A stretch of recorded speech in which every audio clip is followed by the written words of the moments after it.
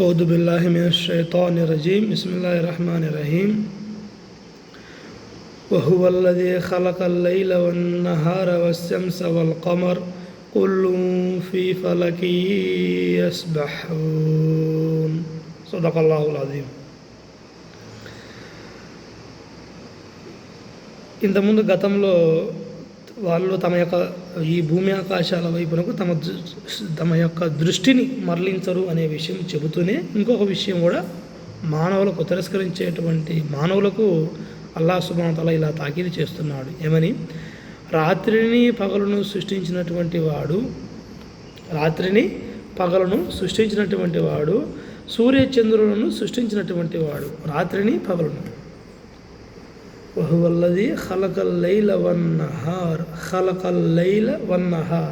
రాత్రిని పగలును సృష్టించినటువంటి వాడు.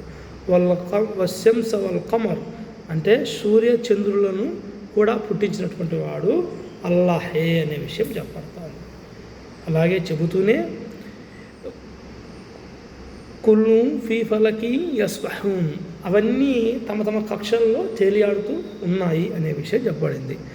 దీని ద్వారా మనకు అర్థమైంది ఏంటి? మానవులు ఎవరైతే తిరస్కరిస్తారో అటువంటి వారందరూ ఈ విషయం తెలుసుకోవాలి. ఏమని? ఒకటి, భూమి ఆకాశాలు రెండు కలిసి ఉండేవని అవి పరస్పరం వేరు చేయబడినాయని. రెండవది, ప్రాణమున్న ప్రతిదానిని అల్లాహ్ నీటితో సృష్టించాడని. అలాగే మూడవది,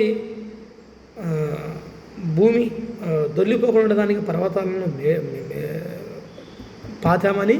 అలాగే నాలుగవది, ప్రజలకు మార్గాలను పెట్టాము, వాళ్ళు తమ దారిని తెలుసుకోవాలని. అలాగే ఐదవది, ఆకాశాన్ని కప్పును పైకి లేపామని. అలాగే ఆరవది,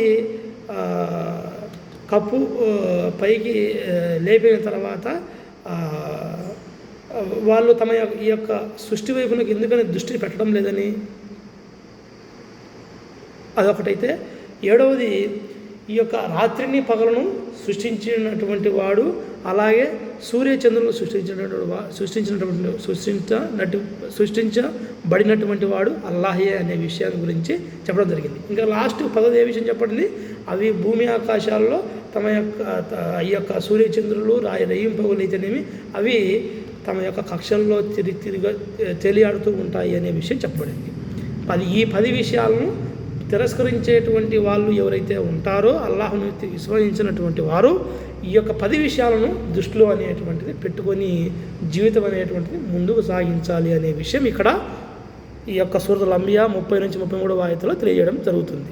సదకల్లాహుల్ అజీమ్.